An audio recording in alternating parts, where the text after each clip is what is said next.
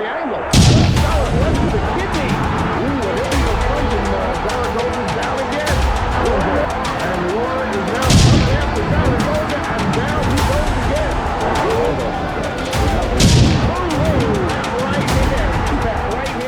Esta es la historia de cómo un campeón mexicano recién coronado fue humillado, derribado 3 veces y destrozado mentalmente ante miles de espectadores, mientras las autoridades del boxeo intentaban desesperadamente que esta pelea nunca sucediera. Lo que estás a punto de descubrir es el combate más vergonzoso que el orgullo azteca ha tratado de borrar de su memoria durante casi 4 décadas. Una noche donde la injusticia administrativa se convirtió en justicia poética dentro del ring, y donde un desconocido colombiano de sonrisa permanente demostró que el sistema corrupto del boxeo mundial no podía detener al verdadero talento. Quédate hasta el final porque vas a presenciar cómo las 3 caídas de un campeón se convirtieron en el símbolo de una venganza perfecta y cómo un sombrero tradicional colombiano terminó siendo más famoso que el propio título mundial. Esta es la brutal verdad sobre Daniel Zaragoza contra Miguel Happy Lora, la masacre de Miami que nadie en México quiere recordar. Corría el año 1985 y el mundo del boxeo latino estaba a punto de presenciar uno de los escándalos administrativos más descarados en la historia del deporte de los puños. En un rincón de Miami, un joven colombiano de 24 años llamado Miguel Lora Escudero entrenaba con una furia silenciosa que solo nace cuando te roban lo que es tuyo por derecho. Happy, como todos lo llamaban por su sonrisa perpetua y su carácter alegre, no estaba sonriendo en esos días. Había sido víctima de una maniobra política que olía a corrupción desde Aruba hasta Ciudad de México, y su manager, el cubano Félix Tuto Zavala, junto con Chichi Godoy, habían invertido miles de dólares en una pelea por el título mundial que nunca sucedió. La historia comenzó meses atrás cuando Alberto Dávila, el campeón mundial peso gallo de los Estados Unidos, debía enfrentar obligatoriamente a Lora, quien con récord perfecto de 22 victorias sin derrotas se había ganado el derecho a disputar la corona. Pero Dávila, al ver las cintas de entrenamiento del colombiano, hizo algo que pocos campeones se atreven a admitir públicamente. Tuvo miedo. Alegó una enfermedad misteriosa que nunca fue completamente verificada. Se negó sistemáticamente a subir al ring contra el monteriano y finalmente fue despojado del título por el Consejo Mundial de Boxeo. Hasta ahí, todo parecía ir según el protocolo, pero lo que vino después fue un insulto directo a la integridad deportiva. El CMB, dirigido por el todopoderoso mexicano José Sulaimán, tomó una decisión que levantó sospechas inmediatas. En lugar de darle la oportunidad al retador número 1, Miguel Lora, quien había estado esperando pacientemente su turno y cuyo equipo ya había pagado $4,100 en derechos de sanción que nunca fueron devueltos, organizaron una pelea por el título vacante entre Daniel Zaragoza de México y Freddie Jackson de Estados Unidos. Lora fue deliberadamente excluido, dejado fuera de una pelea que le pertenecía por ranking y por inversión económica. El 4 de mayo de 1985, en Aruba, Zaragoza se coronó campeón después de que Jackson fuera descalificado, y el boxeo mexicano celebró como si hubieran conquistado el mundo, pero en las sombras se estaba gestando una tormenta. Ignacio Amador de la Peña, vicepresidente colombiano del CMB, no iba a permitir que su compatriota fuera víctima de semejante injusticia. 2 días después de la coronación de Zaragoza, envió una carta explosiva a José Sulaimán que prácticamente era una declaración de guerra diplomática. En ella, con palabras directas y sin el protocolo habitual, exigía que Lora fuera el primer retador obligatorio de Zaragoza, amenazando veladamente con exponer públicamente todo el escándalo. La frase final de esa carta se hizo legendaria en los círculos internos del boxeo: "No metas esta petición mía en saco roto". Era una advertencia, no una súplica. Sulaimán, acorralado políticamente y temiendo un escándalo mayor que pudiera empañar su reputación, no tuvo más remedio que ceder. La pelea se programó para el 9 de agosto de 1985 en Miami, apenas 3 meses después de que Zaragoza ganara el título. Primera defensa del campeón mexicano, primera oportunidad del colombiano y la receta perfecta para una explosión. En Miami, la colonia colombiana estaba eufórica. Happy Lora se había convertido en su fortaleza en esa ciudad, peleando y ganando consistentemente ante públicos que lo adoraban. Su entrenador era nada menos que Amílcar Brusa, el legendario argentino que había moldeado a Carlos Monzón, uno de los medianos más devastadores de todos los tiempos. Si Brusa decía que Lora era especial, era porque había visto algo que pocos entrenadores detectan: esa combinación letal de velocidad, técnica, inteligencia y poder que convierte a un buen boxeador en un campeón dominante. Las sesiones de entrenamiento de Lora eran clínicas de boxeo científico. Movimientos laterales imposibles de predecir, combinaciones de 6 y 7 golpes que salían como ráfagas de metralleta, defensa de hombros y cabeza que hacía que los sparrings se frustraran intentando conectarle, y un gancho de izquierda al hígado que había dejado sin respiración a más de un valiente que intentó probarlo. Del otro lado, Daniel Zaragoza, apodado El Ratón, era la típica construcción del boxeo mexicano: corazón inmenso, mandíbula de granito, presión constante y un zurdo incómodo que complicaba a cualquiera. Tenía 27 años. Acababa de cumplir el sueño de su vida al ganar el título mundial y confiaba ciegamente en su estilo de guerra. Su entrenador era Nacho Beristain, quien décadas después sería reconocido como uno de los mejores formadores de campeones del planeta. Zaragoza venía de noquear y descalificar rivales con su presión sofocante, y la prensa mexicana, en su eterna arrogancia nacionalista, ya lo pintaba como el próximo ídolo que dominaría la división durante años. Nadie, absolutamente nadie en los círculos aztecas daba posibilidades reales al colombiano. Era visto como un trampolín, una defensa fácil antes de enfrentar rivales de verdad. Pero había quienes sí sabían la verdad. Hanks Kaplan, uno de los analistas de boxeo más respetados de la época,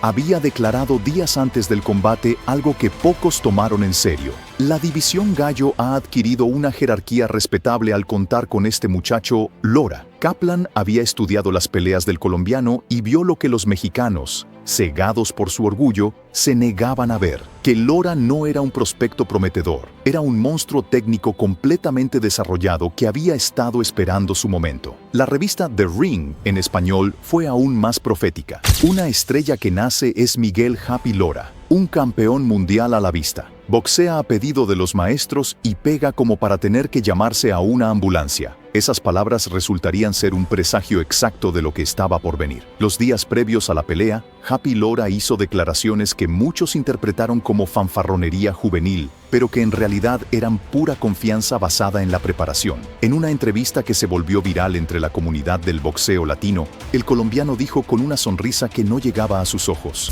el campeonato le va a durar a Zaragoza el tiempo que demore en encontrarse conmigo en el cuadrilátero. No era una bravata vacía, era una promesa, y Miguel Lora no era de los que prometen sin cumplir. Su equipo sabía que habían preparado algo especial, un plan de pelea tan preciso que si se ejecutaba correctamente, Zaragoza no tendría respuestas. Brusa había identificado las debilidades del mexicano. Entraba en línea recta. Su defensa era rudimentaria, dependía demasiado de su resistencia y no tenía plan B cuando enfrentaba a alguien más rápido que él. La noche del 9 de agosto, el Tamiami Fairgrounds Auditorium estaba completamente abarrotado. Banderas colombianas y mexicanas competían por espacio en las gradas, creando un mosaico de amarillo, azul, rojo, verde, blanco y rojo que parecía arder con la tensión prepelea. La comunidad colombiana de Miami había salido en masa, muchos de ellos trabajadores que habían ahorrado durante semanas para comprar un boleto y ver a su compatriota buscar la gloria. Los mexicanos, aunque en menor número,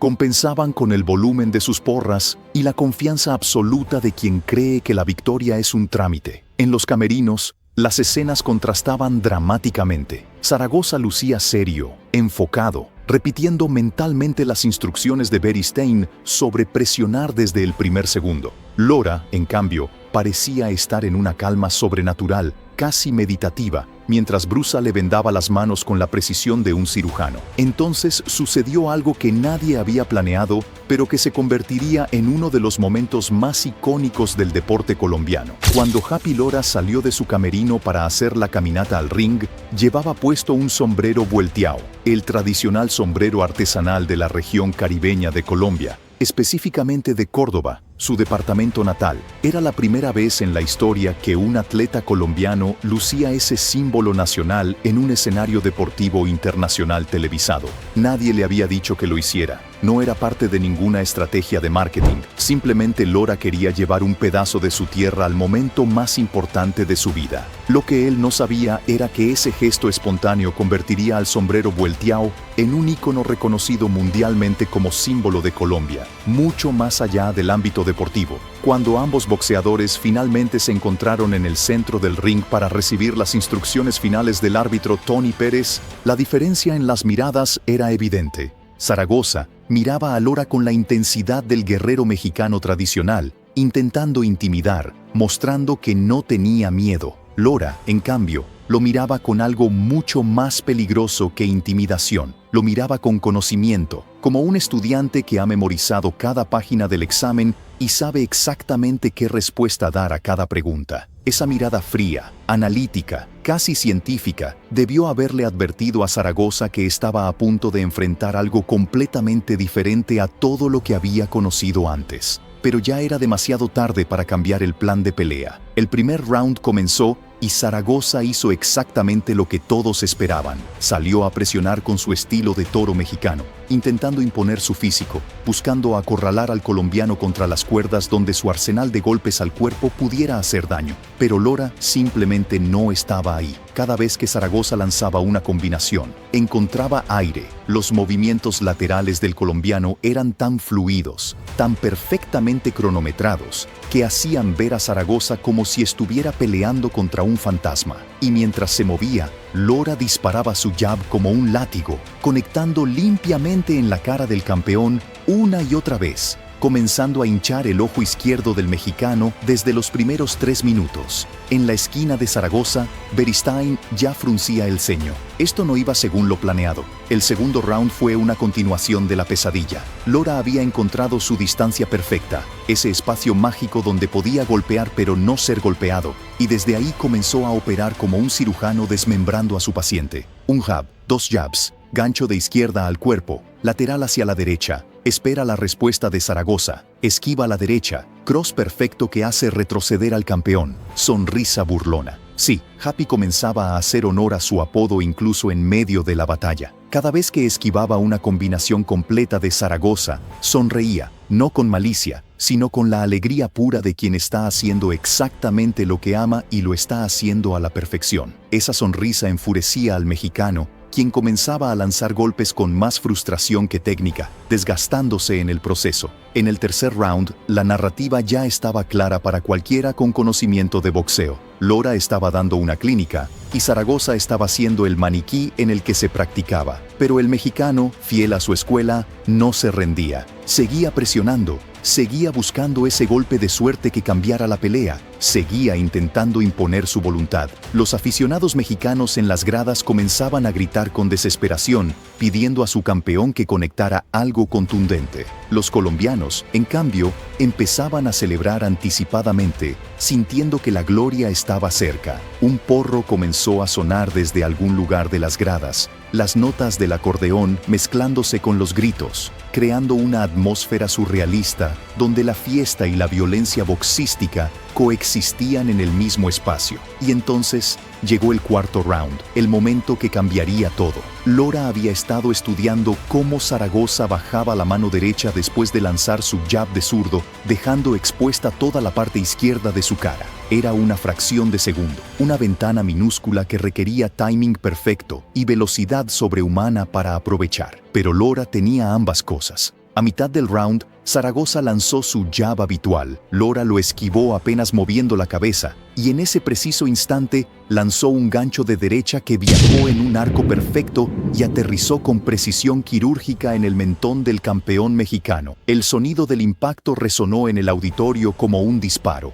Las piernas de Zaragoza se convirtieron en gelatina instantáneamente. Sus ojos se pusieron en blanco por una fracción de segundo, y su cuerpo comenzó a caer en cámara lenta hacia la lona. El Tamiami Fairgrounds explotó en un caos absoluto. La mitad del público gritaba en éxtasis colombiano, la otra mitad en horror mexicano. Zaragoza estaba en la lona, mirando al techo con expresión confundida, mientras el árbitro Tony Pérez comenzaba la cuenta. 1, 2, 3. El campeón parpadeaba intentando reorientar sus sentidos. 4, 5, 6. Comenzaba a incorporarse usando las cuerdas. 7, 8. Se ponía de pie completamente, pero sus piernas temblaban visiblemente. Pérez lo miró a los ojos, le limpió los guantes, le preguntó si podía continuar, y Zaragoza, con el orgullo infinito del boxeador mexicano, asintió que sí, pero justo cuando iba a reanudar la acción, la campana sonó salvándolo de un castigo seguro. Beristain lo recibió en la esquina con urgencia,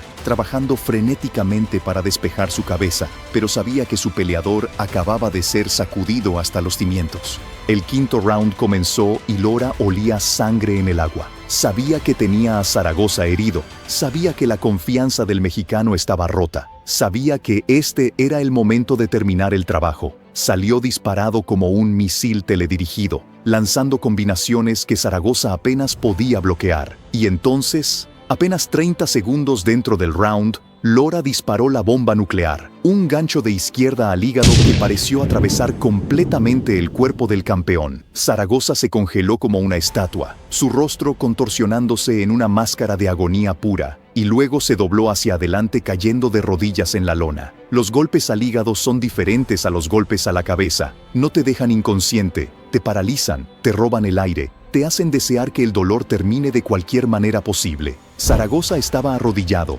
tratando de respirar, con una mano en el costado derecho donde el gancho había destrozado su órgano interno, mientras Pérez contaba nuevamente. 1, 2, 3, 4, 5, 6, 7, y milagrosamente, increíblemente, Daniel Zaragoza se puso de pie otra vez. Pero no era el mismo hombre que había entrado al ring. Era una versión zombie de sí mismo, operando puramente por instinto y orgullo, sin ninguna capacidad real de defenderse o contraatacar. Lora se le fue encima como un tiburón, lanzando combinaciones desde todos los ángulos. Y en medio de ese huracán de guantes, conectó otro golpe demoledor que envió a Zaragoza a la lona por tercera vez en 2 rounds. Esta vez, el campeón cayó de espaldas, completamente derrotado física y mentalmente. Las gradas colombianas eran un delirio total. Hombres y mujeres saltaban, se abrazaban, lloraban, agitaban banderas. El porro sonaba más fuerte. Alguien comenzó a cantar el himno nacional. En la sección mexicana reinaba un silencio sepulcral, un shock colectivo de no poder creer lo que estaban presenciando. Su campeón, el hombre que se suponía dominaría la división durante años, estaba siendo desmantelado públicamente, humillado de una forma que el boxeo mexicano rara vez experimenta. Zaragoza se levantó una vez más porque eso es lo que los mexicanos hacen, pero cuando Pérez miró sus ojos, vio a un hombre que estaba en piloto automático, y sabiamente decidió darle los 8 segundos de protección completos para permitirle recuperar algo de compostura. La campana del final del quinto round sonó y Zaragoza caminó a su esquina como un anciano, encorvado, dolorido, derrotado. Los siguientes rounds fueron un ejercicio de supervivencia para Zaragoza y una exhibición de superioridad técnica para Lora. El colombiano controlaba la distancia, el ritmo, los intercambios, todo. Cuando quería boxear a distancia, lo hacía. Cuando quería acercarse y castigar el cuerpo del mexicano, lo hacía. Cuando quería simplemente moverse y hacer que Zaragoza persiguiera sombras, lo hacía. Era una masterclass de boxeo científico, el tipo de pelea que los entrenadores estudiarían en video durante años intentando entender cómo un hombre puede dominar tan completamente a otro dentro de un ring de boxeo. Amílcar Brusa en la esquina apenas necesitaba dar instrucciones, solo recordatorios de mantener las manos arriba y no confiarse. Para el noveno round, el rostro de Zaragoza era un mapa de daño acumulado. Ambos ojos hinchados, labio partido, marcas rojas en las costillas donde los ganchos de Lora habían aterrizado una y otra vez. Pero increíblemente, imposiblemente, Daniel Zaragoza seguía de pie, seguía intentando, seguía buscando ese golpe milagroso que pudiera cambiar su destino. Esa es la esencia del boxeador mexicano, esa negativa absoluta a rendirse incluso cuando la derrota es matemáticamente inevitable. Y aunque estaba perdiendo de forma catastrófica, ese corazón inquebrantable le ganó el respeto de todos los presentes. incluyendo a los colombianos que celebraban la inminente victoria de su compatriota. Los rounds 10º y 11º fueron más de lo mismo. Lora había aflojado un poco el acelerador, no por cansancio sino por compasión, permitiendo que Zaragoza terminara la pelea de pie como el guerrero que era. Hubo momentos donde el colombiano simplemente se movía, esquivaba, hacía que el mexicano fallara golpes sin siquiera contraatacar, como diciéndole: ya está, ya gané, no necesito lastimarte más. Pero Zaragoza, terco hasta el final, seguía lanzando combinaciones con la poca energía que le quedaba, negándose a aceptar la humillación completa de ser noqueado o detenido. El round 12, el último, comenzó con una ovación dividida. Los colombianos aplaudían la victoria segura de su campeón, los mexicanos aplaudían el corazón inquebrantable de su guerrero derrotado. Ambos peleadores sabían que el resultado ya estaba decidido, que las tarjetas de los jueces serían una formalidad. Lora controlaba los últimos 3 minutos con la experiencia de un veterano, aunque apenas tenía 24 años. Movimiento, jab, combinación ligera, más movimiento, otro jab, sonrisa. Esa maldita sonrisa que había acompañado toda la noche, recordándole a todos por qué lo llamaban Happy, incluso en los momentos de máxima tensión. Cuando la campana final sonó, Miguel Lora levantó los brazos en victoria antes de que los jueces anunciaran nada. Sabía lo que había hecho, sabía que había ejecutado el plan perfecto. Sabía que había vengado la injusticia administrativa que casi le cuesta su oportunidad. Zaragoza, con la clase de un verdadero campeón a pesar de la derrota, se acercó a abrazarlo, susurrándole algo al oído que nadie más pudo escuchar. Luego caminó a su esquina, se sentó en su banquillo y por primera vez en toda la noche, permitió que su rostro mostrara la emoción real, decepción profunda, pero también un extraño alivio de que la tortura finalmente había terminado. El anuncio oficial fue una formalidad que todos esperaban, pero que igual provocó una explosión de júbilo cuando se confirmó. Decisión unánime a favor del retador, el nuevo campeón mundial peso gallo del Consejo Mundial de Boxeo, Miguel Happy Lora de Colombia. El Tamiami Fairgrounds se convirtió en una fiesta caribeña instantánea, con colombianos saltando al ring, abrazando a su nuevo héroe, colocándole nuevamente el sombrero vuelteado que se había convertido en símbolo de triunfo. Las cámaras captaron el momento exacto en que Lora levantaba el cinturón mientras lágrimas corrían por sus mejillas, no de tristeza sino de liberación, de justicia finalmente servida, de sueños cumplidos a pesar de los obstáculos burocráticos. Esta noche del 9 de agosto de 1985 no fue solo una pelea de boxeo, fue una declaración de que el talento verdadero no puede ser suprimido por la política, que la justicia deportiva eventualmente prevalece y que a veces, solo a veces, el underdog realmente gana cuando le dan la oportunidad. Miguel Happy Lora había derribado 3 veces a Daniel Zaragoza, pero más importante, había derribado un sistema que intentó negarle su momento. México lloró esa noche en Miami, pero Colombia bailó hasta el amanecer celebrando a su nuevo campeón mundial.